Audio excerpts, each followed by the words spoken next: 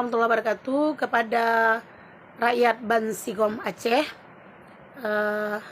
Di bauronyo lun kena pesampo yang bahwa terkait dengan rencana aksi tanggal 7 bulan 7 nyo akan tetap dilaksanakan. Meski persoalan masalah putboh pulau nyan ka selesai, ka dipulang balik kepada Gedanyo Aceh, namun tuntutan Gedanyo terkait dengan pencopotan Tito Karnavian dari Menteri Dalam Negeri nyo golom terlaksana dan golom terpenuhi. Selain daripadanya, rencana aksi tanyo yaitu persoalan dua buah isu masalah putboh pulau dan kemudian putboh batalion yang akan dipedong di Aceh untuk segera dibatalkan. Dan walaupun persoalan masalah pulau kan selesai, tapi persoalan pencopotan Tito Karnavian belum selesai, dan perkara pembatalan putboh kan pertama lom tabot jet kelimong boh batalion nyo golom selesai. Jadi mantong katanya tuntut perkaranyo sampai tuntutan katanya dipenuhi oleh Indonesia, yang bahwa Aceh menolak pendirian 4 atau 5 batalion yang akan dipedong di Aceh. Selain masalah perkara batalion, juga terkait masalah Belang Padang, yang uronyo diklaim bahwa Belang Padang menjadi milik negara, sementara Belang Padangnya adalah milik Aceh.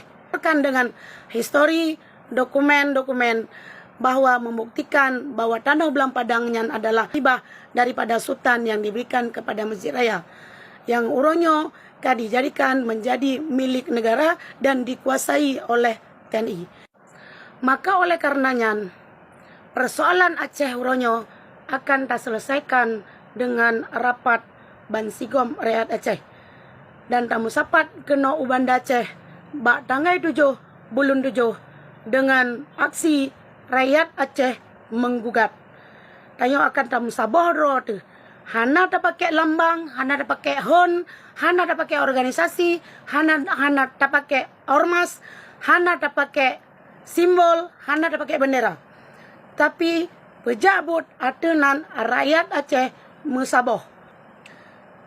Dan lo harapkan kebamendum rakyat Aceh untuk mendengar pengumumannya dan pesampo kepada Bansigom Aceh, yang bawa tanyo akan terpegat menseraya atenan rakyat Aceh mesaboh dengan gerakan rakyat Aceh menggugat dengan perkara copot Tito Karnavian dan tulak 5 buah batalion yang akan dipedong di Aceh, dan kembalikan tanah Belang Padang kepada Aceh. Nyan yang akan terpejak pada membandum rakyat Aceh. Nyo kalau pesampo bawaran untuk nerima dan nelaksanakan. Terima kasih. Lun preh di Banda Aceh bak tanggal 6 bulan 7 tahun 2025 dan bak tanggal 7 bulan 7 tahun 2025 tanyo akan tamu seraya. Tetap semangat, merdeka.